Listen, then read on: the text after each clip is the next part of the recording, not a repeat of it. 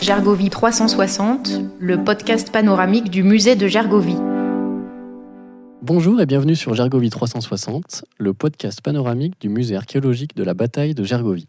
Pour ce nouveau rendez-vous, Marion, médiatrice culturelle du musée, et moi-même, Sylvain, responsable communication, nous accueillons Marie-Bèche Wittmann. Directrice adjointe du musée Bargouin de Clermont-Ferrand, en charge des collections d'archéologie, Marie est passée précédemment par différents services d'archéologie et musées dans le Jura, le Nord et l'Allier, avant d'arriver dans la capitale auvergnate en 2015. Ces différentes expériences l'ont amenée à étudier et valoriser des vestiges datant de la préhistoire au Moyen-Âge. Chargée de conservation, commissaire d'exposition ou encore en charge de la conception de projets muséographiques, elle travaille à l'étude, la restauration, l'enrichissement des collections et surtout leur accessibilité au grand public, que ce soit au musée Bargouin ou à travers des partenariats initiés avec d'autres établissements culturels. En ouvrant les vitrines, les réserves et les archives de ce musée clermontois, Marie a ainsi joué un rôle majeur dans la conception de l'exposition permanente et des expositions temporaires du musée de Gergovie. Dans ce numéro de Gergovie 360, nous partons donc dans les coulisses des musées. Avec Marie, nous découvrirons le métier de directrice de musée, loin des idées reçues. Nous verrons également comment les établissements culturels travaillent de concert pour partager leurs richesses à un public le plus large possible. Et nous nous intéresserons aux dernières découvertes archéologiques réalisées sur le territoire arverne, présentées actuellement au musée Bargouin, dans le cadre de l'exposition temporaire Le temps de la Méridienne, 5000 ans d'histoire sous l'autoroute A75. Alors bonjour Marie. Bonjour. On a une première question rituelle ici dans ce podcast. Qu'est-ce que Gergovie, qu'est-ce que ce site, ce nom évoque personnellement pour toi ? Alors, cela évoque deux choses. D'une part, mon lieu de balade le dimanche, puisque j'habite à proximité de Gergovie. Donc, c'est un lieu que j'aime beaucoup, moi, avec une très belle vue dont je ne me lasse jamais. Et aussi, bien sûr, c'est un site symbolique pour moi, comme tous les enfants. J'ai entendu parler de Gergovie à l'école primaire. Et donc, c'est vrai que la première fois que j'ai foulé le plateau, il y avait une certaine émotion, d'autant plus quand on travaille dans l'archéologie, être sur un site où il s'est passé beaucoup de choses et où on peut croiser quelques tessons de céramique à la surface du sol. C'est toujours émouvant. Dans l'introduction, nous disions que tu avais entre autres une mission d'attaché de conservation. Alors on t'imagine en train de réaliser des inventaires de tes nombreux objets dans des réserves, mais ton métier c'est bien plus large que cela. Peux-tu nous dire ce qui fait ton quotidien ? Alors mon quotidien, il a changé au fil de mes différents postes, mais c'est vrai que sur un poste de direction, on est plutôt un chef d'orchestre pour l'ensemble des missions qui ont été énoncées, qui sont celles des musées de France. Conserver, étudier, restaurer, valoriser ses collections, en acquérir de nouvelles. Donc bien sûr, je ne travaille pas seule, je suis entourée d'une équipe et avec différents services qui sont par exemple le service des publics où on va trouver les médiateurs et médiatrices du patrimoine, mais aussi les agents d'accueil qui accueillent les visiteurs au quotidien. Et puis le service aussi conservation. Donc là, on va avoir les chargés de collection. Donc c'est plutôt eux qui au quotidien vont inventorier, récoller les collections. Donc bien sûr, sous ma supervision et puis avec une concertation de tous les jours autour des dossiers de restauration, d'acquisition, d'études aussi. Moi, je peux prendre en charge l'étude d'une collection, par exemple. Et au quotidien, je gère aussi, bien sûr, le bâtiment, le personnel, le budget, des choses beaucoup moins passionnantes quand on a épousé une carrière dans le patrimoine et la conservation. Et puis, au quotidien, effectivement, une grande part de notre temps est aussi accordée à préparer des expositions pour valoriser les découvertes et les collections archéologiques auprès du grand public. Alors quand tu parles d'études de collection, est-ce que tu peux nous préciser, développer un petit peu ce que c'est pour nos auditeurs ? Alors dans les musées, on a des collections qui ont été acquises au fil du temps. Pour certaines, elles sont peu renseignées. Donc notre travail, c'est quand on parle de documentation d'une collection, pour chaque objet, par exemple, on va constituer un dossier d'œuvre. Donc on va faire toutes les recherches bibliographiques, on va essayer de trouver quel est son contexte archéologique, comment il est arrivé aussi dans la collection, ça fait partie de la documentation. On va rassembler aussi toutes les images qui ont été produites de cet objet par exemple les gravures. Comme ça, on a plusieurs états de conservation d'un objet au fil du temps. Parce qu'un objet, par exemple une sculpture, elle peut avoir perdu un morceau, on peut lui en avoir recollé un, etc. Donc en fait, on va vraiment faire l'historiographie, la bibliographie, l'iconographie de ces objets. Et on va aussi les mettre en résonance avec la recherche actuelle, les découvertes récentes. Donc on se tient au courant bien sûr de l'actualité de l'archéologie. Et pour des objets ou des collections pour lesquelles on n'a pas les contextes, on va chercher dans les fouilles récentes quels sont les contextes habituels de ce type de découverte. Voilà. Et donc aujourd'hui, tu travailles au musée Bargouin. Est-ce que ce musée-là, c'était par exemple un aboutissement, une cible pour toi, ou c'est ton parcours qui t'a mené là au gré des différents lieux où tu as pu travailler ? Je dirais que j'ai souhaité travailler au musée Bargouin en cherchant à travailler en Auvergne. C'est-à-dire que moi, le musée Bargouin, je cherchais à me rapprocher de la région Auvergne. J'avais travaillé à la fois en service archéologique, en musée, en conservation départementale. À chaque fois, bien sûr, que ce soit les collections ou les sites, me passionnent. Je ne peux pas dire que j'aurais moins de passion à travailler ailleurs, parce que ce ne serait pas juste pour le patrimoine d'ailleurs. Mais c'est vrai que le musée Bargouin, je le connaissais, je l'ai fréquenté. Et moi, j'aimais beaucoup, d'une part, les collections, puisqu'il y a des collections vraiment formidables et à notoriété internationale, comme les ex-voto de la Source des Roches, par exemple. Donc voilà, j'étais très motivée pour travailler là. Et puis j'aimais assez cette particularité qu'avait le musée Bargouin et qui va évoluer, mais jusqu'alors on était un musée donc d'archéologie régionale et des arts textiles extra-européens. Et moi j'aimais cette rencontre de ces deux domaines que parfois certaines personnes avaient pu penser étrange, une association un peu étrange. Et en fait, notre cœur de métier, c'est de travailler sur l'humain, comprendre ce qu'il est, d'où il vient, où il va. Et finalement, on avait, avec l'archéologie, ce regard porté sur des artefacts qui étaient produits ici, il y a longtemps. Et puis, avec la collection textile, on portait un regard sur des objets fabriqués par d'autres civilisations, aujourd'hui ou au 19e, ailleurs. Et en fait, le point commun de tout ça, c'était l'humain. Et moi, je pense que c'est vraiment ce qui sous-tend mon engagement pour le patrimoine. C'est comprendre à travers l'étude des civilisations et puis des objets, c'est-à-dire ce qui reste de ces civilisations, d'où vient l'homme, où il va, voilà, ces grandes questions existentielles. Alors tu as commencé à en parler, mais je voulais en savoir plus sur la période archéologique qui est couverte au musée Bargouin. Est-ce que tu peux nous préciser quelle est la période couverte ? Donc en fait, le musée Bargouin a pour vocation de raconter l'histoire du territoire, plutôt de la Basse-Auvergne, du Paléolithique jusqu'à l'Antiquité tardive. Aujourd'hui, donc, c'était vraiment, c'est le sens du parcours actuel, parcours permanent. C'est quelque chose qui va évoluer. Mais au départ, le musée Bargouin est un musée qui a été créé pour accueillir les collections de l'ensemble du Puy-de-Dôme, mais aussi bien des collections archéologiques, ethnologiques et de beaux-arts. C'est vraiment cette scission, elle s'est faite dans les années 90, assez récemment, où les Beaux-Arts ont rejoint le musée d'art Roger Quillot. Mais au départ, c'est le préfet du Puy-de-Dôme qui va créer en 1839 une commission pour la recherche et la conservation des monuments historiques. Et en fait, cette commission va ensuite rassembler des collections à part des dons d'érudits locaux, mais aussi par des achats. Et puis, au départ, l'Académie va mettre un peu d'argent, et puis des particuliers, et puis le département, l'État, la ville de Clermont-Ferrand. Et ensuite, ils vont avoir accord de trouver un lieu. Donc, au départ, il y a un tout petit musée qui est en 1842, qui est hébergé rue Saint-Jacques. C'est une rue qui n'existe plus vers Saint-Gétorix. À partir de 1862, les collections sont accueillies au musée des Charitins, qui est un bâtiment qui a été détruit, qui était à l'entrée du jardin Lecoq, en vis-à-vis du musée Bargouin. Et puis, grâce au legs de Bargouin, le pharmacien qui a fait fortune avec Henri Lecoq, la ville va consacrer cet argent, ce legs, pour construire le musée Bargouin tel qu'on le connaît et qui va voir le jour en 1903.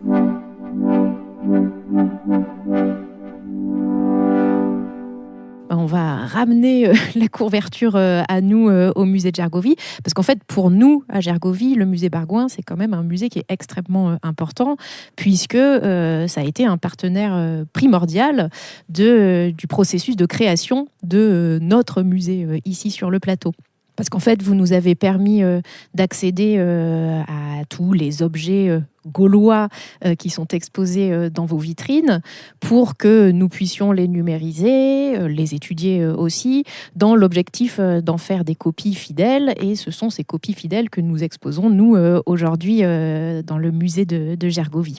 Alors, est-ce que ce fonctionnement, c'est le fait d'ouvrir les vitrines, c'est quelque chose de fréquent entre les musées? Et est-ce que vous avez ce type de relation avec d'autres musées, localement, au-delà?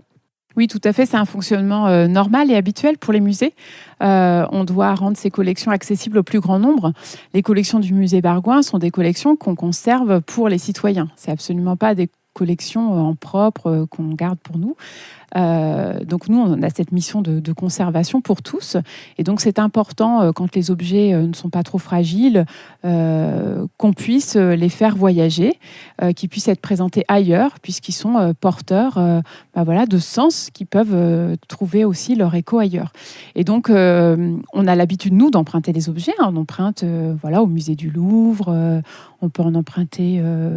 On en a emprunté notamment beaucoup quand on a fait l'exposition Marcel Beau. On en a emprunté au musée royal de Bruxelles, par exemple, au musée d'Aquitaine.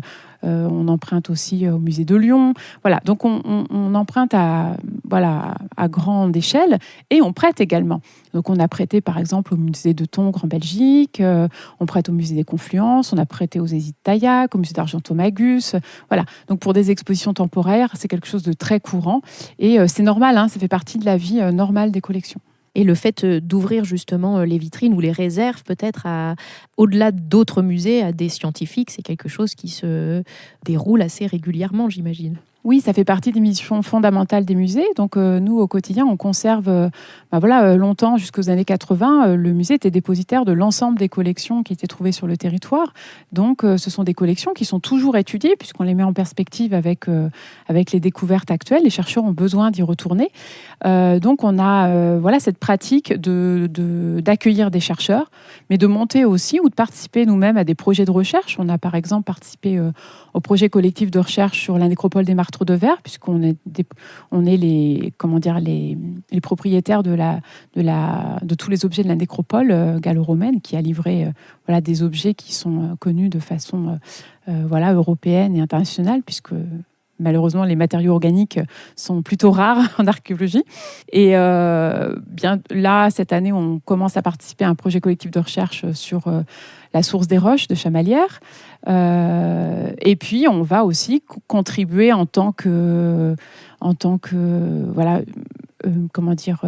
interlocuteurs normaux, puisqu'on conserve les collections, de travaux de recherche. Ça peut être des maîtrises, des thèses, des publications.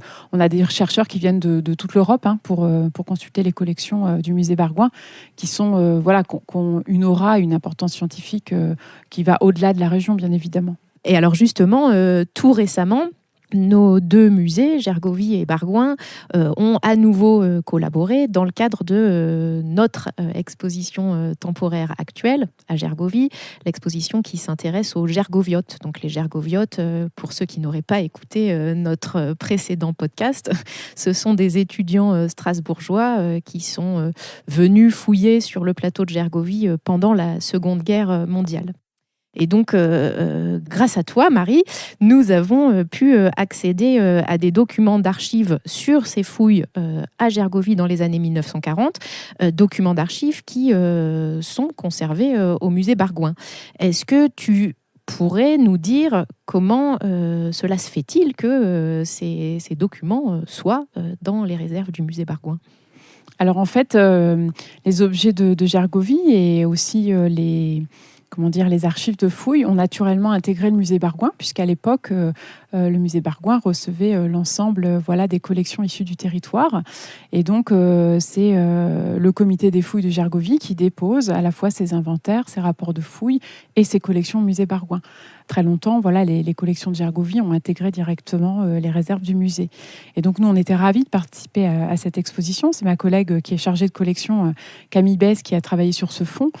C'était l'occasion pour nous de travailler notamment avec Marion Dacot sur voilà, ces rapports de fouilles où il y a des photos, des dessins, essayer de retrouver quels objets correspondaient à quelle campagne de fouilles. Donc c'était un travail qui pour nous permette d'enrichir la connaissance des collections et puis de les valoriser. Et ça avait d'autant plus de sens de les valoriser sur le plateau de Gergovie. Donc ça illustre vraiment, cette exposition, elle illustre vraiment tout ce dont on vient de parler jusque-là, quoi. Tout à fait. Alors en ce moment, donc nous on a une exposition temporaire sur les Gergoviotes, mais au niveau du musée Bargouin, vous avez une exposition très importante qui chronique les grandes fouilles de ces dernières années sur l'autoroute A75 et qui s'intitule Le temps de la Méridienne. C'est bien ça ? Tout à fait. Et ces fouilles, alors elles ont fait grand bruit, notamment autour de la découverte d'alignements de menhirs, qui sortent un peu de notre période ici à Gergovie, mais en tout cas vraiment des découvertes exceptionnelles. On sait qu'il y a eu aussi des découvertes importantes sur le second âge du fer et la période gauloise. Est-ce que tu peux nous dire quelques mots là-dessus et quels sont les objets, les vestiges exposés dans cette nouvelle exposition temporaire ? Oui, alors cette exposition, elle avait pour but de présenter les principales découvertes de ces fouilles d'archéologie préventive, donc qui sont préalables aux aménagements du territoire, et notamment cette autoroute A75.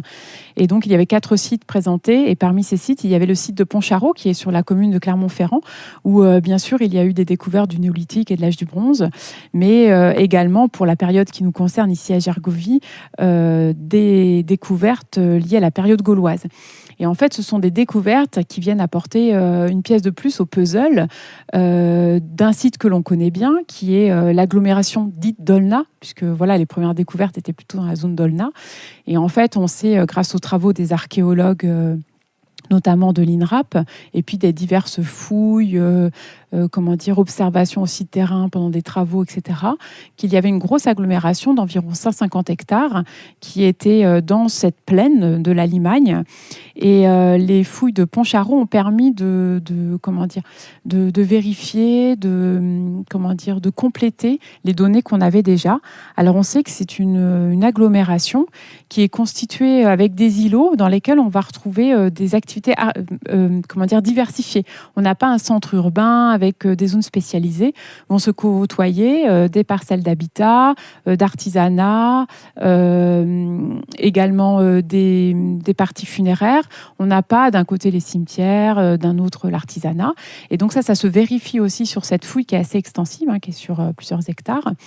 Et des zones aussi qui sont libres complètement, alors qui sont soit des zones pour du maraîchage ou du parquage de bêtes, ou peut-être de rassemblement, on ne sait pas.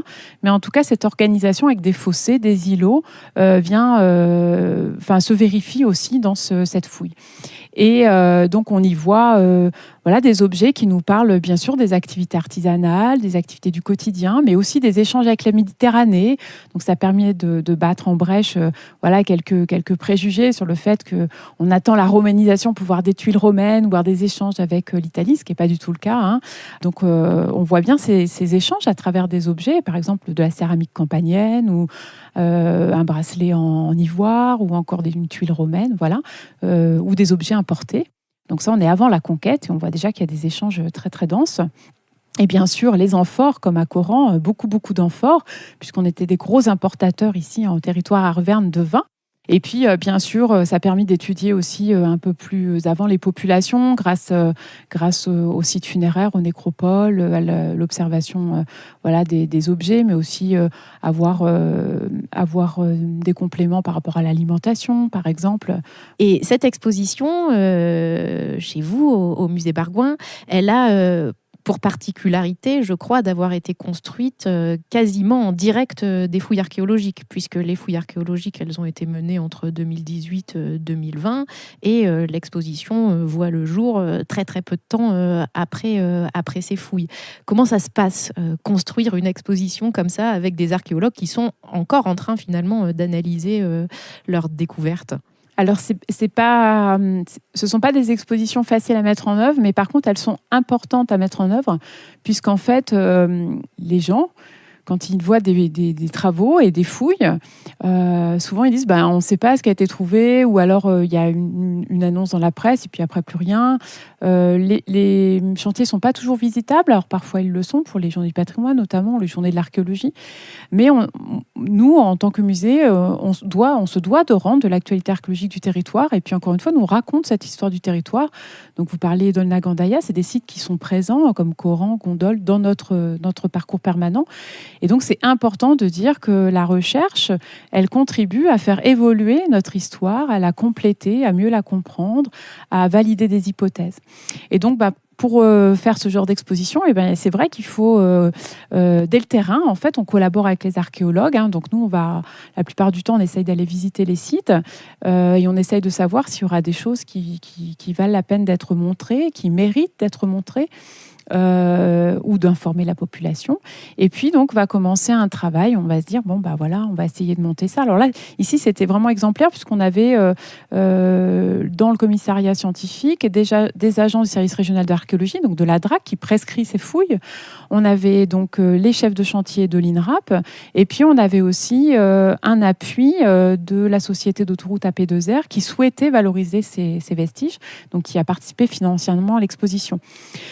Donc en fait, pendant que nous prévoyons le scénario d'exposition avec les chefs de chantier, qu'on choisit les objets, mais eux, ils sont en train d'écrire les rapports. Donc en fait, on va vraiment mettre l'accent sur les découvertes principales, et puis essayer de mettre en place un scénario qui donne un instantané de cette histoire sur le territoire durant 5000 ans, du néolithique jusqu'à la période gauloise, à travers les découvertes principales et les découvertes inédites aussi, parce qu'il y avait beaucoup de découvertes inédites sur ces 4 sites. On en parlait il y a quelques minutes. Donc le musée Bargouin va fermer d'ici quelques mois pour plusieurs années. Tu peux nous présenter quel est l'objectif de ce chantier d'ampleur qui s'annonce ? Oui. Un autre chantier d'ailleurs. Voilà, le chantier, c'est pas la fermeture du musée, je rassure tout le monde. Donc en fait, à partir a priori en début d'année 2025, le musée Bargouin va fermer, mais partiellement. C'est-à-dire qu'on espère pouvoir laisser ouvert la salle des ex-voto qui va être inaugurée au mois de juin. Et donc on a cette nécessité de fermer puisque la métropole a lancé un grand plan musée. Donc c'est un grand plan d'action de rénovation et de renouveau aussi des discours scientifiques de ces musées sur le territoire. Et donc ce vaste plan musée va commencer par nous offrir de belles et nouvelles réserves, un grand centre de conservation au nord de Clermont-Ferrand, dans lesquels vont venir l'ensemble des collections des musées métropolitains. Donc, en fait, pour pouvoir faire voyager ces collections dans ces nouvelles réserves, à l'horizon 2026, nous devons au préalable les identifier, les informatiser, les conditionner. Et donc, c'est un travail qu'on ne peut pas faire dans nos réserves qui sont exiguës, ce qui nécessite de fermer une partie du musée pour pouvoir faire des chaînes de travail, tout simplement. Donc ça, c'est la première étape. Donc, on ferme pour faire ce chantier des collections. La deuxième étape, c'est que le musée Bargouin doit faire l'objet de travaux de rénovation, notamment d'accessibilité aux personnes à mobilité réduite, et puis aussi divers travaux de rénovation, puisque c'est un bâtiment qui est ancien, qui a pas connu de travaux majeurs depuis longtemps. Et bien sûr, nous travaillons en parallèle sur un nouveau parcours muséographique.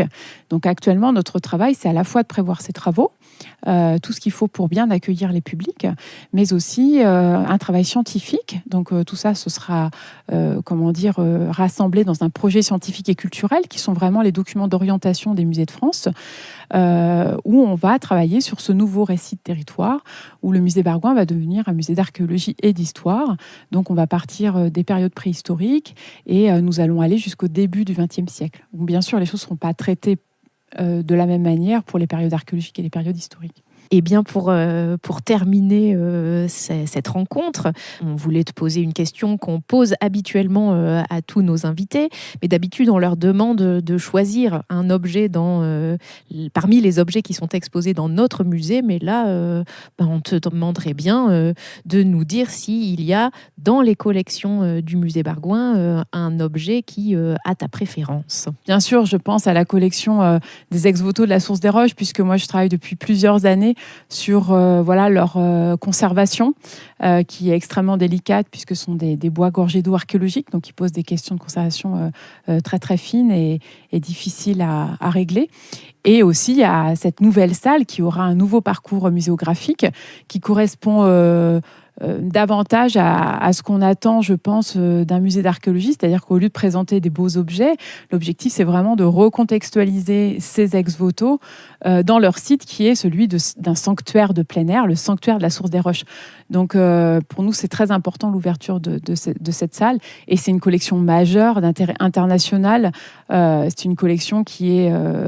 pour lesquels on a des sollicitations de chercheurs du monde entier constamment, en fait. Donc, c'est important pour nous que cette collection soit à nouveau montrée au public. Eh bien, merci Marie, et merci à vous d'avoir suivi ce nouveau rendez-vous de Gergovie 360. Comme d'habitude, n'hésitez pas à partager ce numéro avec tous vos amis et n'oubliez pas de vous abonner à notre série pour être informé de la sortie des futurs épisodes. Et pour suivre nos actualités, connectez-vous sur musée-gergovie.fr et sur nos réseaux sociaux. À bientôt.